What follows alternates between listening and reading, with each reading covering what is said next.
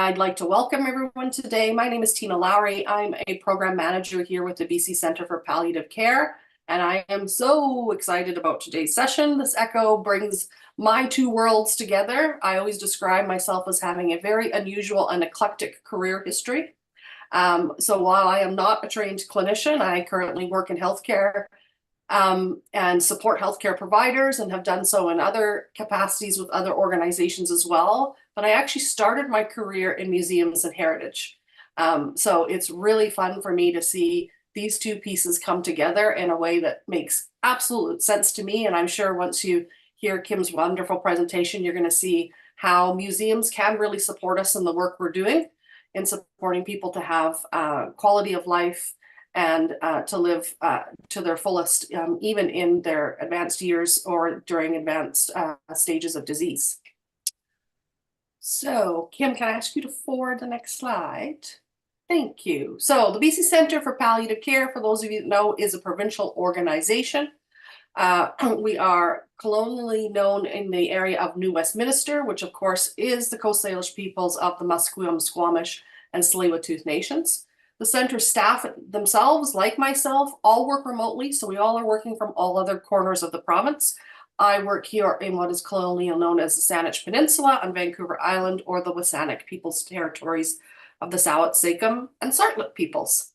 This session is being recorded for anyone who just joined the session. It will be provided to you afterwards. If you're not comfortable with being recorded, you can turn your camera off, although we do encourage you to put your camera on so that you can get to see who else is in the room and get to know each other a little bit better.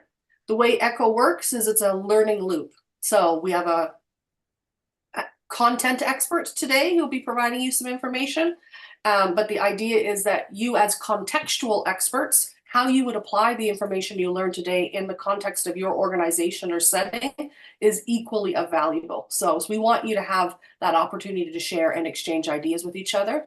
Our ECHO project is funded in part by Health Canada and through Pallium Canada.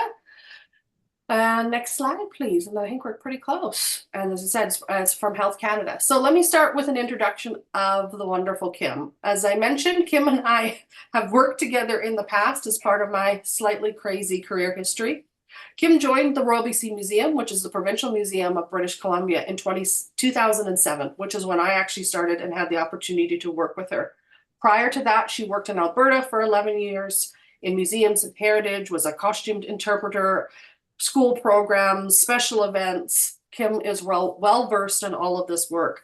The Royal BC Museum, in my opinion, did some fantastic work doing outreach during COVID when it was hard for people or almost impossible for people to come into a museum to do collective work and engagement and to see the wonderful exhibits. And they did amazing outreach programming. What inspired me today to ask him to do an echo for us is that I had actually signed up for and have since attended a public health palliative care international webinar that was on museums' potential for serious illness, death, and dying. And they had 3 different museums across Europe talk about their programs that they've done to support a palliative approach to care and people during death and dying. I remembered when I signed up for this that Kim has done some amazing work around this as well, and reached out to her and asked if she would be willing to do a presentation for us, and that's what she is going to do today. So I'd like to welcome Kim, and I'll hand it over to her. Thanks so much, Tina. Hi, everyone. I'm here at the Royal BC Museum today, and it's on the territory, the unceded territory of the Lekwungen, known today as the Songhees and the Esquimalt First Nations. It's a beautiful territory that they have cared for since time immemorial, and I'm so very appreciative of it and for the opportunity to live here. I've popped up what our learning objectives are for today. I hope to share some tips with you on how you might share a program like this. How to engage different learning styles and to work with seniors at a variety of life stages, and how to articulate what the benefits of these kinds of programs are. So up first, there is a poll to see what your current knowledge level on museums and their potential role is. What is their potential role in well-being? So you can click on that. Great. I was going to do an explanation, but you all are well versed in polls and Zoom. So as soon as we get the responses back, we can put up what the rates were in terms of if people haven't some knowledge, very knowledgeable, or not knowledgeable at all. Okay. Great. That should be good. I think Stephanie, 14 of 14 have replied. That's excellent. Thank you so much. We're a mixed group, and that's terrific. So I hope to, if we were to do a poll at the end, hopefully we'll see those numbers change a little bit from there. Look at why museums, why do they have a role with healthcare? Well, we know that our population is aging, and demographics show us that seniors are an existing and a growing audience for museums. They're aware of museums. They tend to have positive associations with museums as well. Data also suggests that they have more free time than younger people. They're looking for social pursuits, and they're more likely to participate in activities outside of the home. In terms of some of the characteristics of the learners, they do tend to value lifelong learning. And that's a really good match for museums. Museums can provide an ideal medium for seniors programs because we have that social interaction and an opportunity for seniors to feel valued as they show their expertise and prior knowledge while they engage in lifelong learning with maybe other family members or small groups that they attend with. So when I started looking at seniors as an audience and thinking about what programs that we could offer for seniors, I looked up examples from museums around the world. And I saw many programs for seniors were reminiscence-based. So this is when you use objects that might be familiar to seniors, and you engage them in sharing stories of their lives and their experiences from their past. So showing them an object that looks familiar, they might say, oh, my mother used a sock dryer, like this wooden sock dryer on the piece. And I remember helping with laundry, and it was my job on Saturdays, and so on. So they start engaging in storytelling and sharing memories. We're fortunate here in our location. There's this independent seniors home right beside us. And so I invited a group to come over, and they came over once a month. And I was able to prototype different activities and use different objects to sort of find what worked best with that group. And I saw that reminiscence worked well, but especially as we got to know each other. I kind of knew the types, I got to learn what types of objects they were interested in. I got to learn who was really eager to share stories and who I might need to encourage a little bit more. And I could find out where they were from. So maybe there were certain objects that would be more relatable, that they could relate to more. So if they grew up in the city or if they grew up on a farm. So I really had to choose my objects based on the audience and hopefully try to make a connection with them that way. Then I saw a resource from a museum in England called Tunbridge Wells Museum and Art Gallery. Pardon me. The resource was called the Dementia Toolkit, and it was published in 2015. And rather than reminiscence, they suggested that as an alternative, we could essentially do like a new learning program using mystery objects. So their toolkit described using these mystery objects and inviting participants to hold them, to describe what they felt like, imagine what they could be. And I thought this sounded really fun. And when I did it with the test group, they really seemed to enjoy it. I found that some of the people who never talked or were more reluctant to talk jumped right in with this sort of guessing game and this mystery thing. So at the time I was doing my master's program, I was taking a master's in museum education from the University of British Columbia. And I decided to do my research paper comparing the outcome on well-being between two types of outreach programs, one that was reminiscence-based and one that was using new learning and using mystery objects. So popping up my research question here for you to see, but my question was to try to understand if a museum outreach program designed to be delivered for seniors living at care facilities could provide sociability and improve a participant's mood. Furthermore, it examined if an outreach program focused on recalling life events, so some simple reminiscence, was more effective at improving mood than an outreach program where groups looked at mystery objects to try to determine its function in history. That was this new learning type program. So to do this work, I reached out to care facilities around Victoria, and to give participants, I wanted to present the program at their sites and wanted to give participants a pre and post questionnaire to determine if participating in the program improved their mood. And as I said, to see if there was a difference between these two types of programs. So I had 4 care homes sign up, and some of those had multiple groups participating. The care home was responsible for promoting the program and for signing up residents. They had them sign permission forms, and they provided a room for us to gather in. I took a volunteer with me, and the volunteer delivered one of these kits, either the reminiscence kit or the new learning kit. Volunteer went through the program, which was about an hour total by the time we did the preamble and the surveys. And I watched the program and made notes, and I was watching for evidence of engagement and levels of participation, in addition to that survey that was handed out before and after. So I had a mixed methods approach. So I had the quantitative results I gathered in the survey, and then the qualitative observations and notes to further support those findings. So using the recordings, I did audio recordings, not video, but I listened to these recordings and my field notes and the pre and post surveys to analyze the 2 programs for evidence of socialization and well-being. I used a 2-tailed paired t-test, which I had to learn what that was and get some help figuring out how to do it. But luckily I work at a museum with a bunch of scientists, so they helped me out. So I used this t-test that participated in the new learning and it showed that participating in the new learning outreach program improved the mood of the participating seniors slightly more than the participants in the reminiscence program. I had started using a scale to measure enjoyment, but later happy faces and things, but I abandoned that in favor of just making some notes. And in reviewing my notes and coding the responses, I identified 3 major themes of the kinds of conversations people had. They talked to give and collect information. They talked to make sense of the objects, and they talked to share experiences.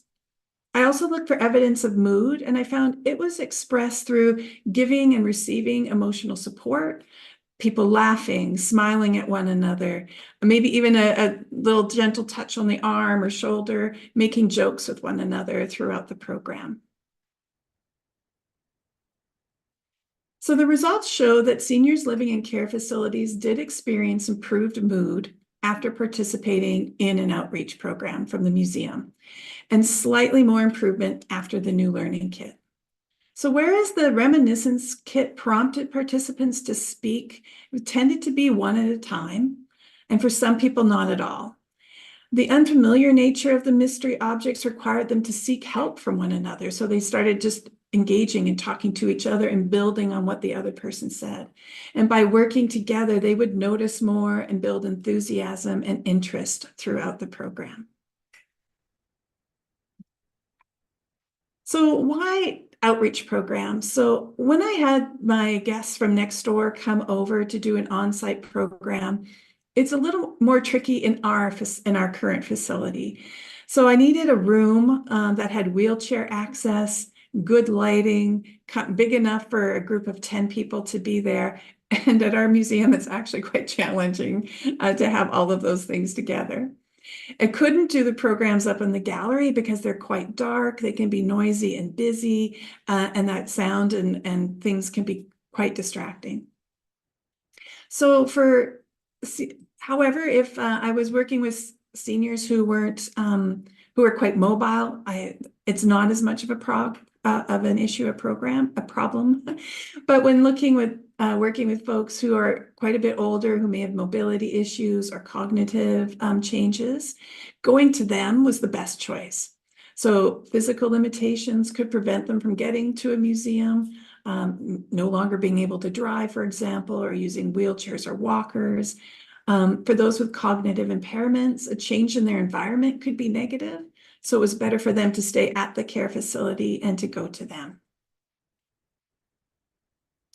So what I worked with to develop is what you see on screen. So following the results of my research, I developed an outreach kit that we could send to seniors living in care facilities, or even send it to places that host seniors. Silver Threads here in Victoria is like a drop-in program where seniors can go to the center, and I will send the kit to them and they all deliver the program. Inside is a resource for the programmer or the activity coordinator. They can deliver the program with seniors. They can learn more about what their residents like and dislike, about their backgrounds and life experience. And so it improves their care and their relationships with one another. It's prompting conversations you may not otherwise have with those residents. And the possible outcomes of doing these programs are feelings of belonging, of being part of this group and having something in common with others. So what's in the kit? I'm sure you're curious. So what we're going to do is I will stop sharing my screen here in a moment, and we're going to go into breakout rooms. Stephanie has set up some breakout rooms for us.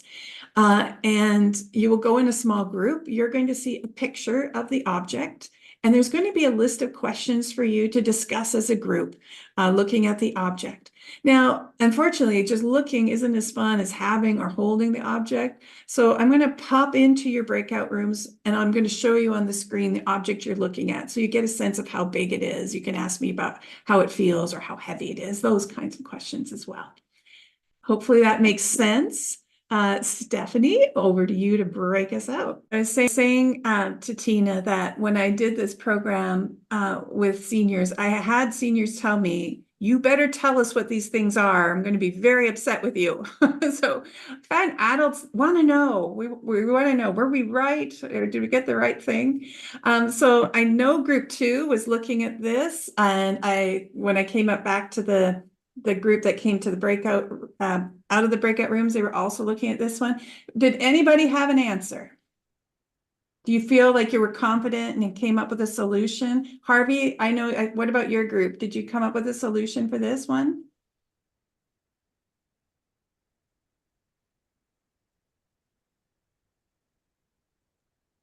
Well, like I was mentioning, maybe like putting meat or even like marshmallows and then on a pole, and then you can adjust the height over a fire.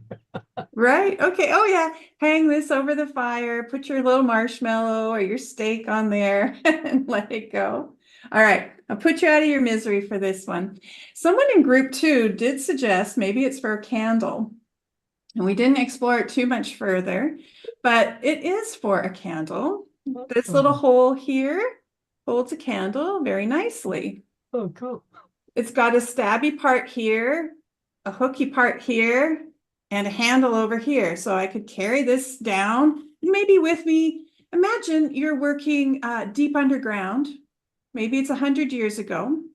It's damp, it's cold, and it's dark. And this tool helps you with the darkness. So this long sharp point, you could stick that into a timber post of a mine, like the shaft holding up a mine. So you could just stick that right into the timber post. You could put your candle in this part here. The loop is so you can carry it. But what if your hands are full? That's where the hook comes in. You would pop on your miner's cap. There's a little hole in the top of the leather cap that the hook fits into. And now you've got a light on your hat, so you can walk around hands-free and see your way in the dark. So this is a miner's candle holder. And they were used in the 1800s, 1900s as well, early 1900s. Good job. Let's see the next picture. Ooh, right. I'm holding it close so it looks big, but it actually fits in my hand. Like this is how I hold it. One thing you can't see well in the picture is that there's a groove here in the bottom. Did anybody have a guess or thought about that one in your group, Stephanie?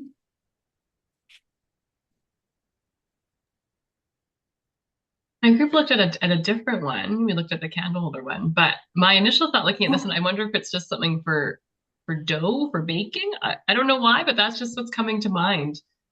Yeah, it feels a bit like a tool you might use in the kitchen because it Maybe does kind of just like a fit your hand really pastry, what do you nicely. call it? A pastry cutter. Oh, yeah, yeah. Yeah, I get that. This is made of wood. It would get pretty oily and grimy in the Wouldn't food. work. It also has quite a decorative little feature here. Kind of looks like maybe a cat, its tail and its legs here. This is a mat creaser. So this was used by Coast Salish women when they were looking at cattails and they would want to make things, clothing or mats, and kneeling pads for canoes, or even temporary shelter walls. They would take cattails and they'd lay them out in rows, and they used a mat creaser and a needle to pierce the leaves and pull cattail through a hole to bind it together. So that groove here on the bottom, that would be used to kind of help to manipulate and to shape the cattail so they could be flexible and malleable. And that animal there, I'm not exactly sure what it is, but you could have an animal or something carved into the handle that was maybe important to you or had some sort of maybe an ancestral relationship. So there's that lovely little piece. Did anybody look at this big wooden one? Oh, we can do that wooden one next. I know I talked to a group, it was group 3. We were looking at that. Was it Jamie in group 3? Group 3, did you have any? They noticed in group 3 that this looked kind of worn out, like it's been used a lot. Group 3 noticed that they felt this was maybe like for traveling because it's so compact. It opens up. And inside, they believe this was a scale. So there's a stick and a little metal pan and a little weight in here as well. Did you have any other conclusions in that group? Because you were doing very well.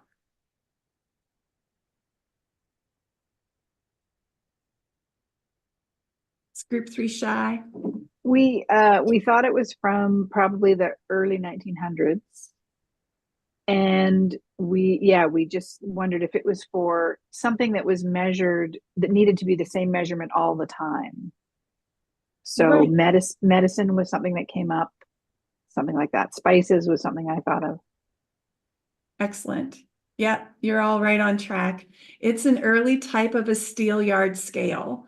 So it's the pan suspended from the arm with a brass weight would be the counterbalance.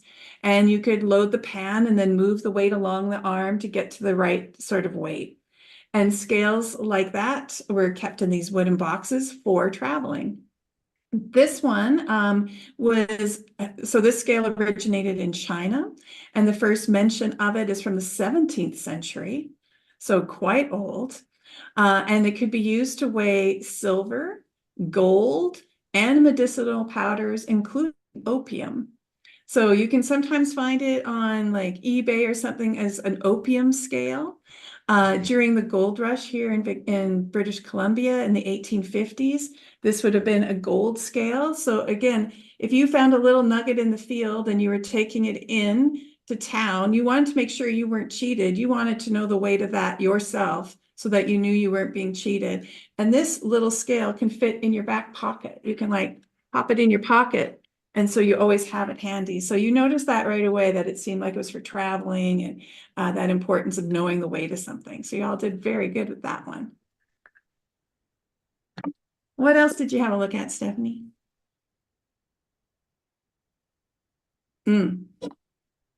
This wooden stick. It's a stick with a long groove down the middle. At the end, there's this white thing, it sticks out a little bit from the surface.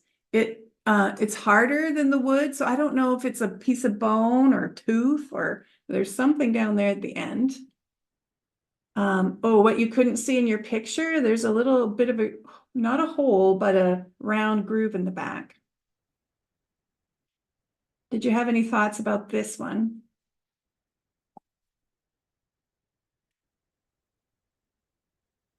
If you had it in person, one thing I would have encouraged you to do is to hold it, to think how would you hold on to this thing? And you'd actually notice, oh, that feels like that fits my hand. And I could put my finger there. That feels good. Does that remind you of back scratcher? Come up to mind for some people. Does that make you think of anything now? What if I were to do this? Does anybody have a dog?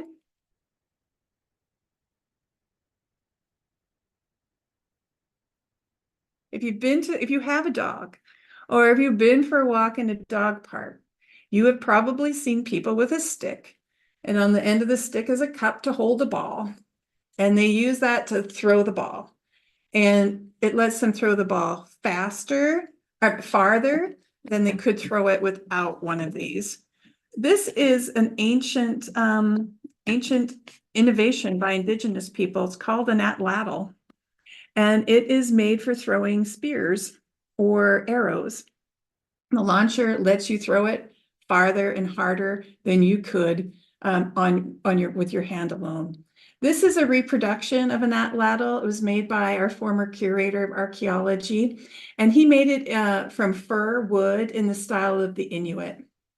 Archaeology tells us that there's evidence for these being used here in what's now called British Columbia for around 2,000 years, or at least 2,000 years ago. So that's a spear thrower. Can I just add my 2 cents to that? Please, Debbie.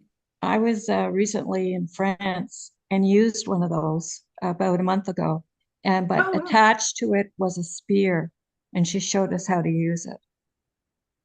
And how did you do, Debbie? Did you get it? My first shot was excellent. My second shot, I nearly killed my friend. Oh,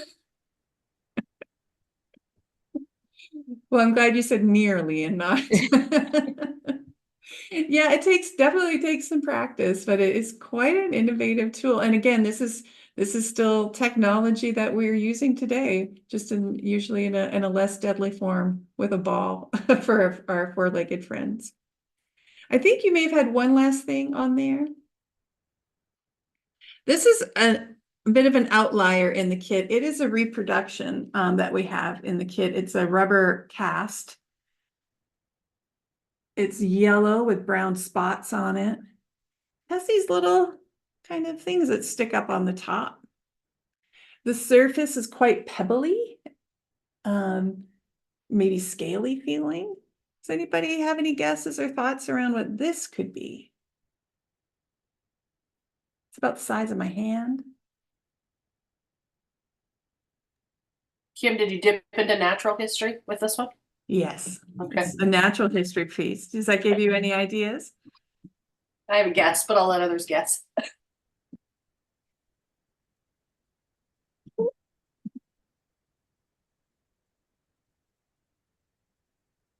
My guess is some kind of sea cucumber. Good, yeah. It is an ocean creature. It's something called a nudibranch, which is like a sea slug. And this is called a lemon nudibranch. And lemon sea slugs aren't just named for their bright yellow color, but they actually give off a citrusy scent when they're handled. So if you were to pick one up out of a tide pool or out of the water, you would notice a lemony smell. Both that color and the smell are warning predators, stay away. And it has been observed the fish taking little bites out of nudibranchs and then spitting it out, not liking it, not enjoying that flavor at all. Nudibranchs eat sea sponges, and they have this raspy tongue. Their tongue is like a nail file, and they can drill a hole into shells. They like to eat barnacles as well. And they'll drill a hole into a barnacle shell and be able to put their digestive juices inside and then slurp them out and enjoy. So those are the 5 objects that we had in the cases for people to look at. So had a chance to do that experience. I'll talk a little bit about some of the results of sharing those things. So we'll stop sharing there. I'll go back to share screen here. Find my slides. There we go. So we had a look at all those pieces. I hope you enjoyed that, had some good discussion, and talk a little bit about how to put together your own kit or to do something like this. You would decide, first of all, to do it, if you could do it something with that was led or self-guided. I really like having a facilitator there just to keep it moving and bringing out the next object, for example. The skills of your presenter are important. Hopefully they're patient, they're friendly, well-spoken. You might want to give them some resource cards. So in our outreach kit, we have a little card with more information on it just to help them feel more comfortable in delivering that. If you were putting together your own materials for a project like that, sensory objects are important. So try to find things that aren't too heavy. Find things that are a mix of textures. There's wood and metal in here. There's a rubbery, soft thing. There's also an abalone shell that we put in a bag, so we don't let people see it. They have to just feel it. We pass around the bag and they put their hand inside and feel it. And that's great because somebody will say it's smooth and somebody else will say, oh, it's bumpy. You know, like, well, which one is it? You know, depend if you felt all sizes of it or both sides of it. You want to find things that are safe to handle. So for this metal thing that's a little pokey, we actually provide it with a little rubber tip on the end just to make sure nobody does get hurt. But even without it, it's not pokey enough to scratch or to hurt anybody. You can find things in antique shops or on eBay, or even if there's a lost and found at your hospital or clinic, you might be able to find some strange things. And speaking of, you know, being in a hospital, I'm sure there's lots of old kinds of medical interesting equipment that you might be able to do. When we're presenting this, our volunteers who will take this kit into neighboring communities, they found that they like to take off their name tags, or they don't wear their sort of uniforms, so that it's less formal and it feels more conversational. We set up a table so everyone can sit and see the objects because we pass them from person to person. So you want to be able to see what it is, even if you're not the one holding it at that time. Making sure the area is quiet enough so people can have that conversation. And then doing them one at a time. So we cover them up with a cloth so you can't look ahead. You're only going to see one object at a time, and that's just to help keep everybody focused. At the beginning of the program, when we do that, we have a no harm policy. We just acknowledge that what's shared in the room will be kept among members of the room. So if they share a memory or something sensitive, however, you know, acknowledging your own limitations as a facilitator, that you're not a therapist. If something came up and someone shared some difficult emotions, or they were having, you noticed they had quite an emotional response, definitely suggest contacting someone in that facility to follow up with them if that was necessary. Also, people can leave at any time, or they can just stop the presentation and walk out. However, I found in reminiscence, that was more of a possible outcomes, that somebody would get emotional or they wouldn't want to share about their childhood, for example. But with the new knowledge, with the sharing of the new knowledge and just figuring it out, we never had an incident where somebody wanted to leave or didn't want to participate. They were just caught up in the mystery and wanted to play along. So how do you know it's working? It's working if people laugh, if they tell stories, if they're listening to one another. During the research, I was moved to see how the resources and programs could have a positive effect on a person's day and just their sense of well-being. And the research really supported that as well. So whereas the majority of the studies I looked at were about reminiscence and programs being done over a series of visits, what I found in my research is that even one-time visits, doing this once with a group of people, had a positive impact on their feeling of well-being that day. And the study also suggested that rather than defaulting to this reminiscence style that we think we should do, consider something like this. Consider this new learning. Consider this mystery. It's a lifelong pursuit that people can enjoy. One person in the study said to me, well, I'm not sure I'm going to remember it tomorrow, but I sure enjoyed learning it today. So I hope you enjoyed as well. There is another poll coming up on the screen here for you. So Tina or Stephanie is going to launch a poll for I think us what we'll today. do is we'll leapfrog over the poll and we'll go to Sure. questions. Do folks have any questions for Kim? Comments? And Thoughts of how you might put this in the context of your setting or organization? I will say that we do have an outreach kit here that's available. It's called the Museum Mystery Suitcase. It's a free resource.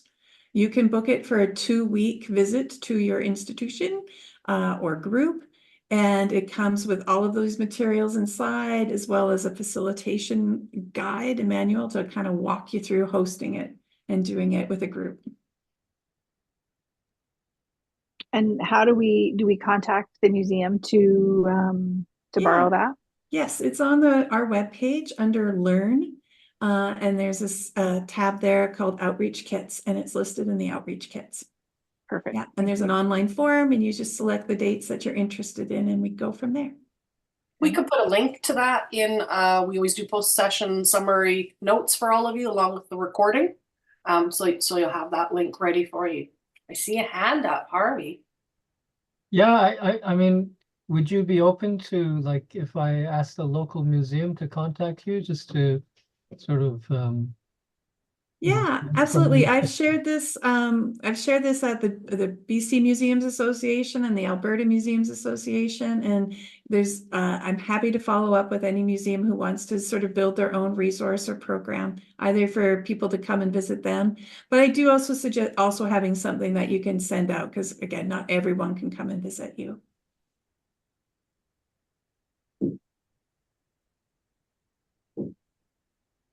I'm curious in the last minute or two if you could expand a little bit on how this new learning versus reminiscence, helps remove some barriers. One of the things we talked about in a group I was in is I've raised the point that we had that, it wasn't a sea cucumber, but the lemon guy at the Lemon end nudibranch. said how for me how wonderful that is, because the whole intention is for nobody to know what it is. So if you were visually impaired, you would still get to feel, touch, experience.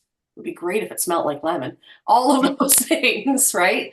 Yeah. And because you would be almost at no more, or you wouldn't be at any disadvantage over someone who is sighted. And I love that about the program you've created. So tell us a little bit more about why you think that there's less barriers with the new learning versus reminiscence. Yeah, so what I observed, particularly with this pilot group, that I had come back to the site multiple times, so I got to know the participants, and there were some folks who always game to share and participate, but there was one gentleman in the group who I noticed when we did reminiscence, he just sort of sat back and he didn't participate very much, if at all. And so when you're asking someone who's having cognitive decline or memory loss to share something from the past, it's like, I don't know what to share. I can't remember. He would just kind of cross his arm and sit back. And then when we brought around these mystery things, he became he could participate as much as anybody else. He could notice the color. He could notice the weight of it. And what he imagined things to be was so much more creative than everybody else. Like, he just had the biggest ideas around what things are like. And that just got the whole group excited. And I also was at another, when I was doing my research, I was at a home facility where the youngest participant, she was 65, and the oldest person in my group was in her 90s. And so what was familiar for the woman in her 90s, the woman in 65 had no idea what that was. It didn't spark any memories for her. I found it was really hard to choose items for reminiscence, not knowing who was going to be in the room. I had another incident where the person in one of the groups wasn't from North America. She didn't grow up in North America. And so the object was like, didn't matter. She was like, I don't even know what it is. It doesn't really make a difference. And so that kind of put people apart and in different, it caused the separation that just wasn't necessary. Whereas again, the mystery stuff, she had, again, very different, what looked familiar to her looked familiar for very different reasons, but valid reasons, that were still, she could share and have in the group. Great, thank you. Okay, we've got a couple minutes left. Are there any other questions, comments? You can put it in the chat if you don't want to speak up. I know not everyone has their camera on.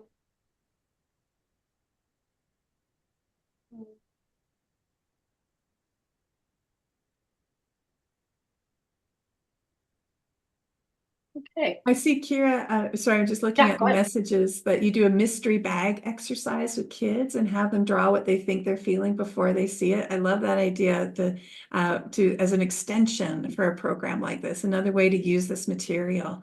We've had because you get it for 2 weeks. We've had some, sites that will do like multiple groups, but then they'll do just an object in the lobby. They'll put something out in the lobby and they'll ask the question, what do you think this is? So even if somebody's not a joiner and they don't want to come to a group thing, they're going to get prompted to ask that question. And you could have them put up Post-it notes with their ideas and people could share back and forth that way. You could do a drawing exercise where you get to look at them and get to sketch it and draw it out as well. So yeah, there's some neat extension ideas. And I love the idea, again, of that mystery, feeling it before you actually look at it.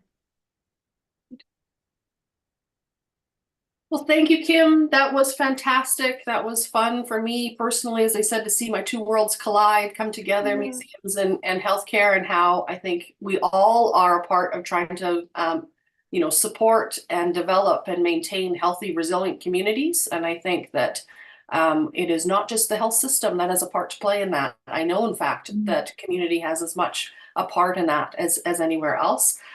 For those of you who'd like to see the kit in person and are not going to sign it out for yourselves, we will have the kit at the All Together Symposium on October 4th, which is our symposium that the center is hosting, bringing folks from health systems, research, and community together to share their knowledge and experience. It'll be a full-day symposium. Our keynote speakers include Drs. Sayan Sao and Kelly Sajahar. Dr. CN is, you might know him from his podcast, Hope for the Best, Plan for the Rest, about advanced care planning. And Kelly Sajahar is a Canada Research Chair on palliative care. And a number of community organizations and other health systems organizations are putting together a really exciting day's event of speakers and presentations for everyone. Our next Altogether Echo session is July the 17th, and we'll be talking about the use of and development of wind phones, which is this interesting idea for people to use a physical old-time rotary dial phone to connect with their loved one to help support them through their grief and bereavement. So we encourage you to watch out for the registration for that, and we hope you all have a fantastic day. Thank you.